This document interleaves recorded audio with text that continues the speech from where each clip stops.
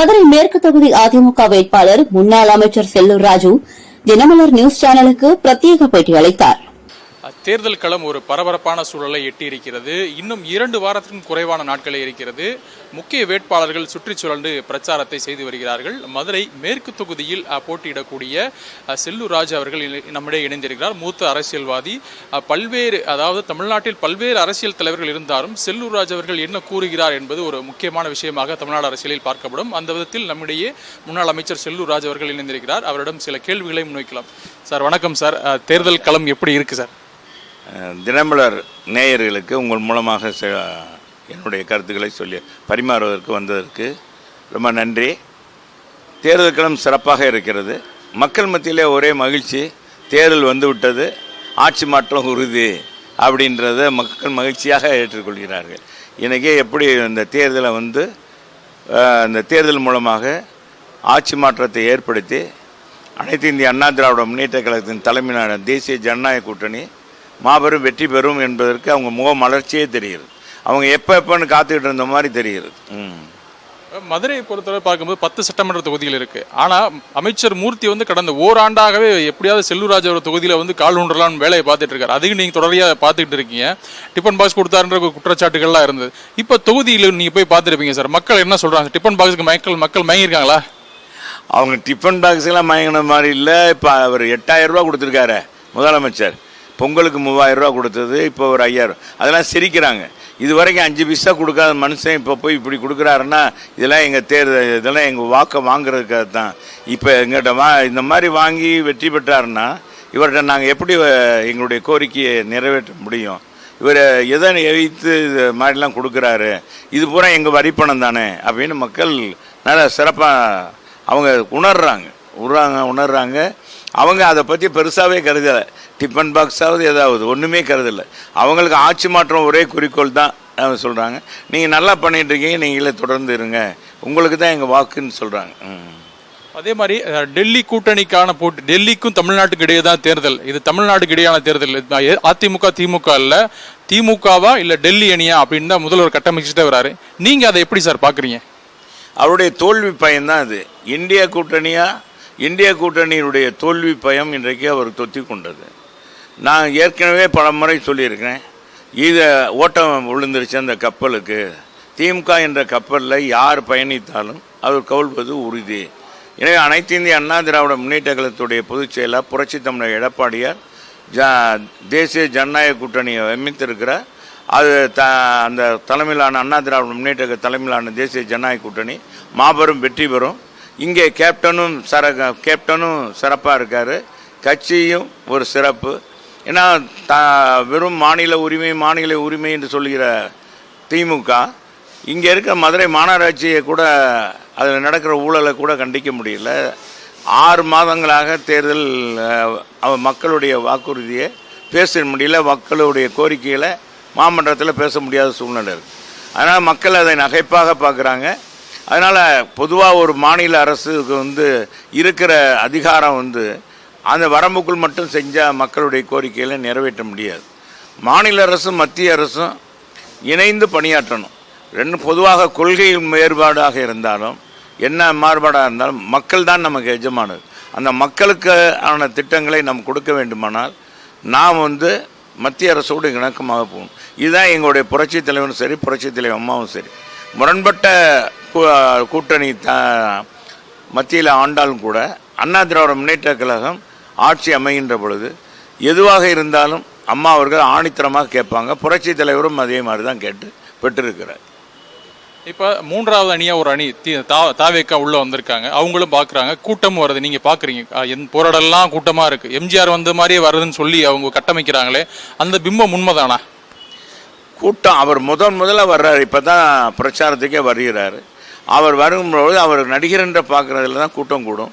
ஓட்டாக மாறுறதுக்கான சாத்தியக்கூறு எனக்கு அவ்வளோவாக தெரியல எப்படின்றது. ஏன்னா கடந்த காலங்களில் எல்லா நடிகருக்கும் கூட்டம் கூடியிருக்கு. நான் தான் சொல்கிறேன், குஷ்புக்கு கோயில் கட்டிய ஊர் நம்ம தமிழ்நாடு. அந்த குஷ்பு தேர்தல் நிற்கும் போது தோற்று போயிட்டாங்க. அதே மாதிரி பார்த்திங்கன்னா நம்ம சிவாஜி கணேசன் கூடாத கூட்டமாக நம்முடைய வைகை புயல் அவருக்கு கூடாத கூட்டமா? எல்லாருக்கும் கூட்டம் கூடும். நடிகர்கள்னால் கூட்டம் கூடும், என்ன பேசுகிறாங்கன்னு கேட்குறக்கா கூட்டம் கூடும். அதை வைத்து ஒரு அளவுகோல் போட முடியாது. மக்கள் எஜமானர்கள் மக்கள் பார்த்து தேர்தல் நேரத்தில் என்ன மாற்றத்தை கொடுக்குறாங்க.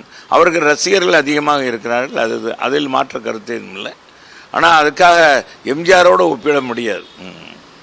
மாநகராட்சியோட மிகப்பெரிய ஊழல் அதிமுக தான் வெளியில் கொண்டு வந்தோம்.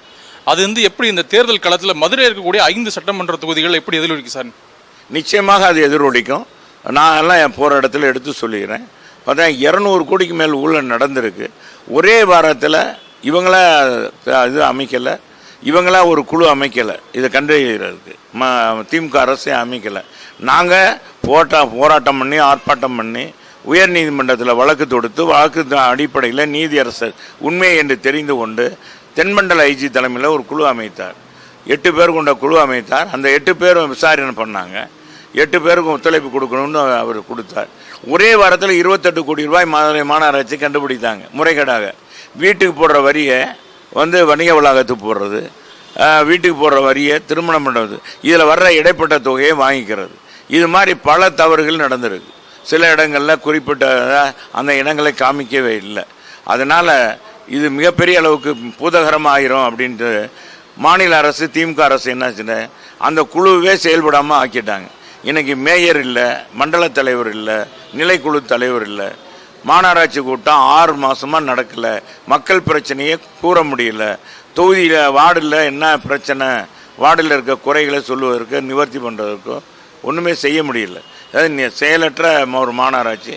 இந்தியாவில் இருக்க மாநகராட்சியில் ஊழல் நிறைந்த மாநகராட்சி எதென்றால் மதுரை மாநகராட்சி என்று இன்றைக்கி பட்டியலிலே பார்த்தீங்கன்னா குப்பை மாநகராட்சியாக தேர்ந்தெடுக்கு. எங்கள் காலத்தில் நான் அமைச்சராக இருக்கும்போது தூய்மையான நகர், பசுமையான நகர் என்ற அடிப்படையில் விருது கொடுத்தாங்க. இந்திய அளவில் பசுமை விருது பெற்ற மதுரை மாநகராட்சி.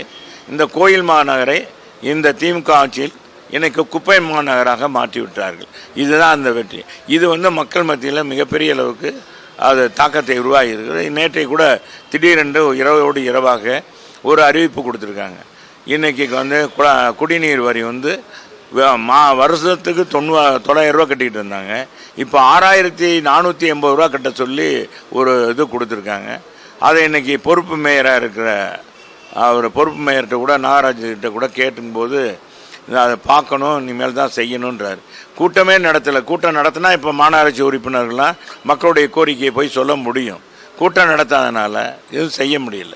எனவே இது வன்மையாக கண்டிக்கிறோம். நாங்கள் மீண்டும் ஆட்சிக்கு வருவோம். இந்த குழாய் வரியை அதிகமாக போட்ட குடிநீர் வரியை குறைப்பதற்கு நடவடிக்கை எடுப்போம். சார், இந்த தேர்தலில் கூப்பனா ஃப்ரிட்ஜா எப்படி சார் மக்கள் மத்தியில் இருக்குது?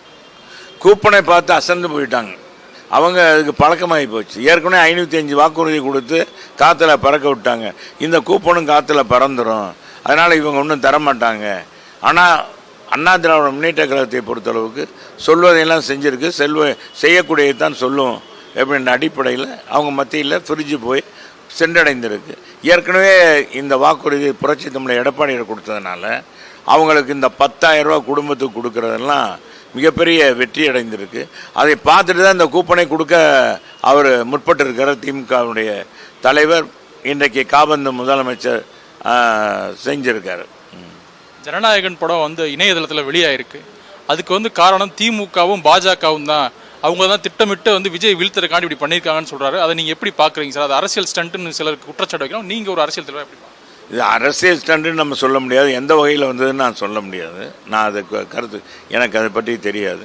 பொதுவாக ஒரு 500 கோடிக்கு மேல் செலவழித்து பல ஆயிரம் நூற்றுக்கணக்கான தொழிலாளர்கள் வேலை பார்த்து அது உருவாக்கின ஒரு திரைப்படத்தை இப்படி கசிய விடுவது உண்மையிலேயே தவறு தான்.